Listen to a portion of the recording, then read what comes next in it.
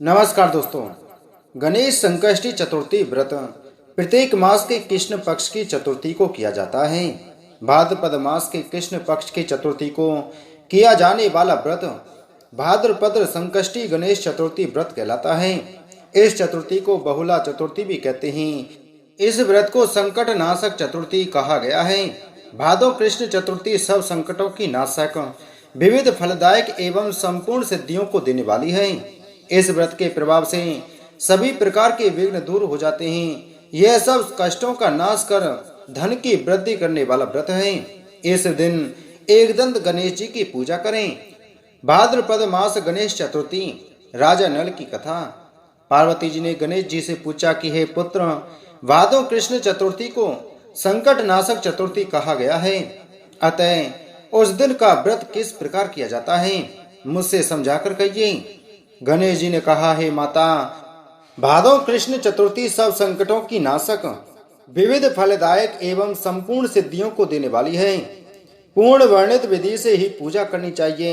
हे पार्वती, इस व्रत में आहार संबंधी कुछ विशेषताएं हैं, उन्हें बतला रहा हूँ। श्री कृष्ण जी कहते हैं कि हे युधिष्ठिर, पुत्र की ऐसी बात सुनकर पार्वती जी ने उनसे पूछा कि आहार एवं पूजन में क्या विशेषता है, उसे कहिए। गणेश जी ने कहा कि गुरु द्वारा वर्णित प्रणाली से इस दिन भक्ति भाव से पूजन करें।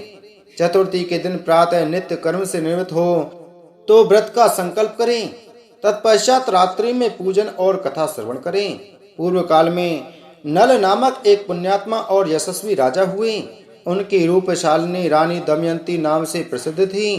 एक बार उन्हें शाप ग्रस्त होकर राजच्युत होना पड़ा और रानी के वियोग में कष्ट सहना पड़ा। तब उनकी रानी दमयंती ने इस सर्वोत्तम व्रत को किया। पार्वती जी ने पूछा कि हे पुत्र, दमयंती ने किस विधि से इस व्रत को किया और किस प्रकार व्रत के प्रभाव से 3 महीने के अंदर ही उन्हें अपने पति से मिलने का संयोग प्राप्त हुआ, इन सब बातों को आप बतलाइए। श्री कृष्ण जी ने कहा कि हे युधिष्ठिर, पार्वती जी के ऐसा पूछने पर बुद्धि के भंडार गणेश जी ने जैसा उत्तर दिया उसे मैं कह रहा हूँ, आप सुनिए। श्री गणेश जी कहते हैं कि हे माता, राजा नल को बड़ी बड़ी आपदाओं का सामना करना पड़ा।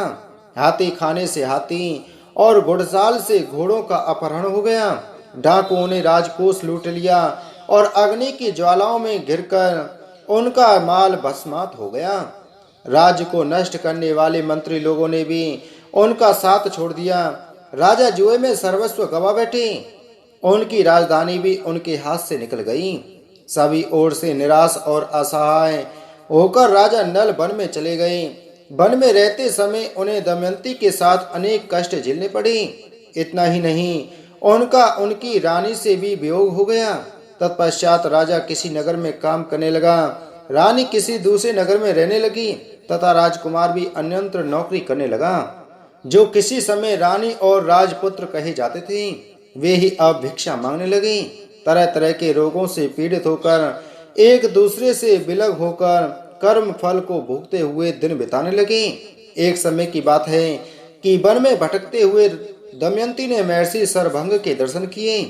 उसने उनके पैरों पर नतमस्तक हो हाथ जोड़कर कहा। दमयंती ने पूछा कि हे ऋषिराज, मेरा अपने पति से कब मिलन होगा, मेरा भाग्य कब लौटेगा? हे मुनिवर, आप निश्चित रूप से बतलाइए। श्री कृष्ण जी कहते हैं कि दमयंती का यह उत्तम प्रश्न सुनकर सरभंग मुनि ने कहा कि हे दमयंती, मैं तुम्हारे कल्याण की बात बता रहा हूँ, सुनो। इससे घोर संकट का नाश होता है। यह सब कामनाएं पूर्ण करने वाला एवं शुभदायक है। भादो मास की कृष्ण चतुर्थी संकट नाशक कही गई है। इस दिन नर नारियों को एकदंत गजानन की पूजा करनी चाहिए। विधि पूर्वक व्रत एवं पूजन करने से ही हे रानी, तुम्हारी संपूर्ण इच्छाएं पूरी होंगी। 7 महीने के अंदर ही तुम्हारा पति से मिलन होगा। यह बात मैं निश्चय पूर्वक कहता हूँ। गणेश जी कहते हैं कि सरभंग मुनि का ऐसा आदेश पाकर दमयंती ने भादों की संकट नाशनी चतुर्थी व्रत प्रारंभ किया और तभी से बराबर प्रतिमास गणेश जी का पूजन करने लगी। 7 ही महीने में हे राजन, इस उत्तम व्रत को करने से उसे पति, राजपुत्र और पूर्वकालीन वैभव आदि की प्राप्ति हो गई।